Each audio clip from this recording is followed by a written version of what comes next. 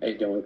Captain Justin Dutra. I'm the community outreach captain of the Cranston Police Department. I know a lot of the council people probably recognize me, uh, work with them through my community outreach efforts and different programs that we do. The other part of my job, which is I enjoy my community outreach part of my job best. At the festivals, raising money, giving food away, toys away. That's the best part of my job. Unfortunately, I have to deal with constituent affairs complaints that come through City Hall, from council people, just come all the different avenues they come into the police department. And a lot of those constituent affairs complaints are the conditions of these camps, and the conditions around the camps and the public health and safety issues. When we enter these camps, which I've been to dozens of them in the city, I interact with the people living in these camps. I'm the face of the police when we're out in the camps. I'm dressed like this. We're not running people. We're not running checks on people. We're not going out there to arrest them. I do go out there with my crisis intervention team members, which is a program we run through the police department. We have embedded social workers that go out with us, and we do offer a variety of services. I do have some service sheets here that we do hand out that the council is welcome to look at and peruse. So we're out there. We're offering the services. We're responding to complaints from citizens.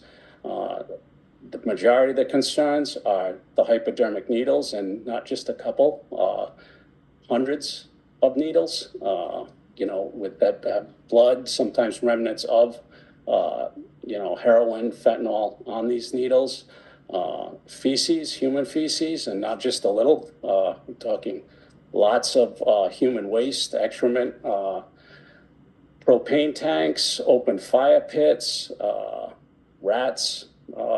The conditions are atrocious and deplorable, and I do have compassion for the people that are out there. And everybody who spoke, I respect what you do. I respect the work you're doing, and I respect your point of view.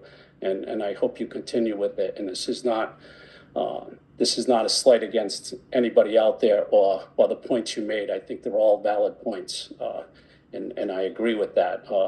But the other side of this issue is that the police department is tasked to address quality of life issues from everybody in the city. The homeless population, but also the taxpayers that have to live in these areas that are adjacent to these homeless camps. And unfortunately, these camps tend to pop up in our more urban, low-income areas of the city due to the access to the bike path, access to public bathrooms and stores and businesses and the bus routes. So unfortunately, that the people that live in these areas, they don't have the opportunity to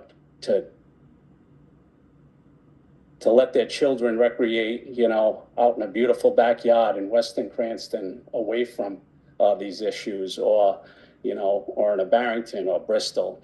Their kids have to utilize the bike path, and they have concerns when they're going up and down the bike path and their kids are passing by needles, prostitution, blatant sex acts going on, intoxicated persons, all elements of these camps. And I understand that these are addiction issues and all these things, that there are bigger issues going on, but I feel the police department has a responsibility to address the quality of life issues of these taxpayers, and they're primarily the low-income neighborhoods of the city that have to live in these areas adjacent to the camps.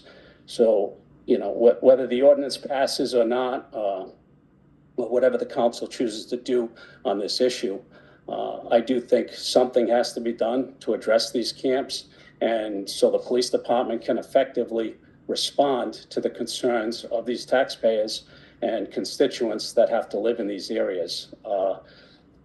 It's the issue is the camps have just they've grown, they've become out of hand.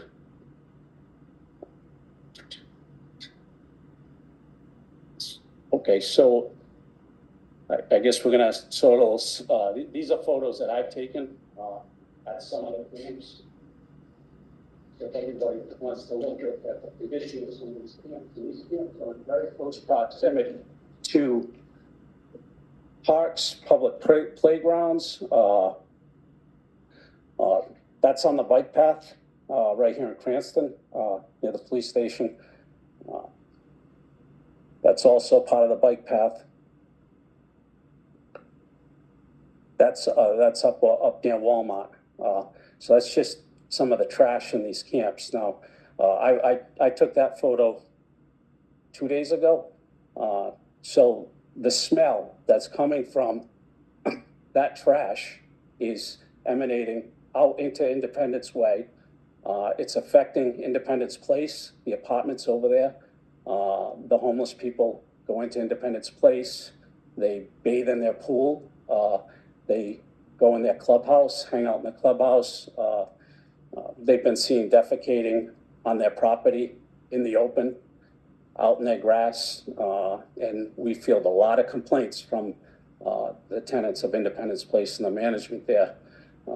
So unfortunately, as much, I do have compassion for these people, but as you can see, the conditions are affecting the other residents of Cranston. And we need to have an answer for those residents. We can't just say, that there's nothing that we can do. We're going to allow this to continue like this. What do I tell somebody when I'm asked to go out there and, a citizen of the city is pointing this out to me, and asking, what can we do about this?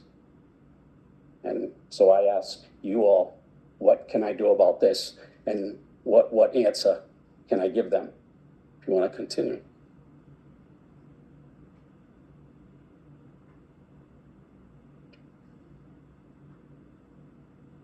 So as you could see, it's not necessarily, it's not the people. It's not the fact that they're living out there in these camps. It's the conditions of the camps, and the danger and health and safety issues that they pose to the surrounding community and the residents of these camps.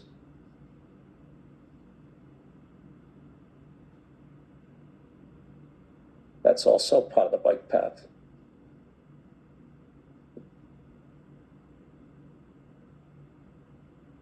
Some stolen shopping carts, loads.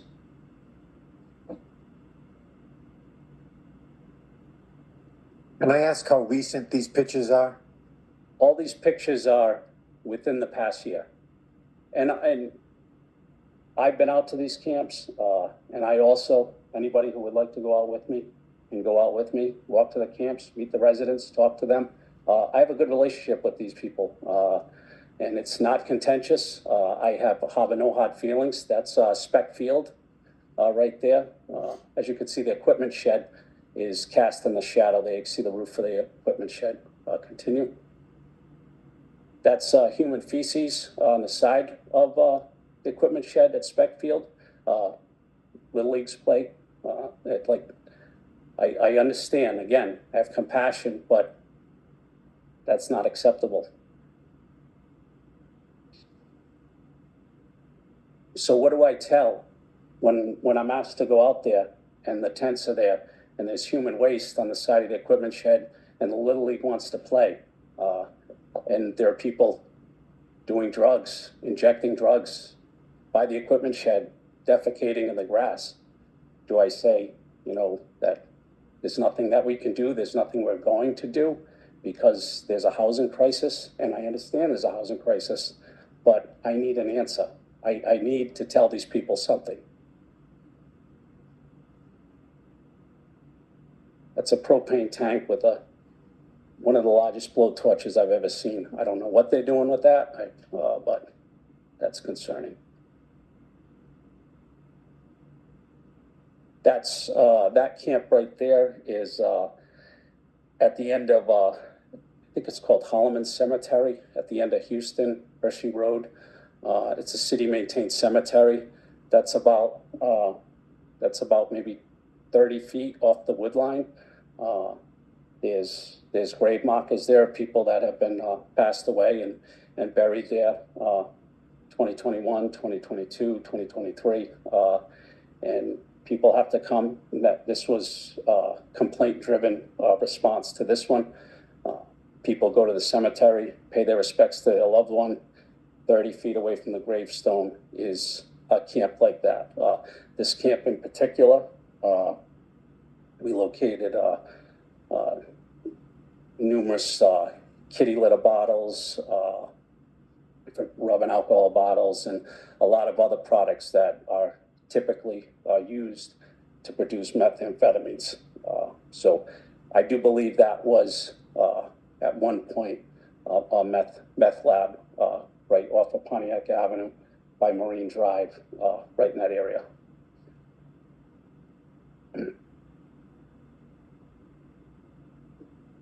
That's down off of Warwick Avenue.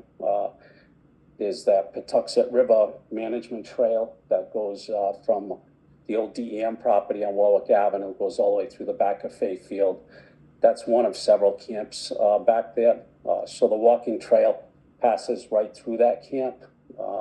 We get a lot of complaints from the Patuxent Management Authority who maintain that trail, because as the walkers are passing through there, they're passing through the trash, human waste, drug paraphernalia, and open sex acts happening out there in the woods. And again, I'm not classifying all these people as drug addicts and you know, prostitutes and things like that, but those are activities that are very common in these camps. And again, I'll bring anybody out to these camps who would like to come with me.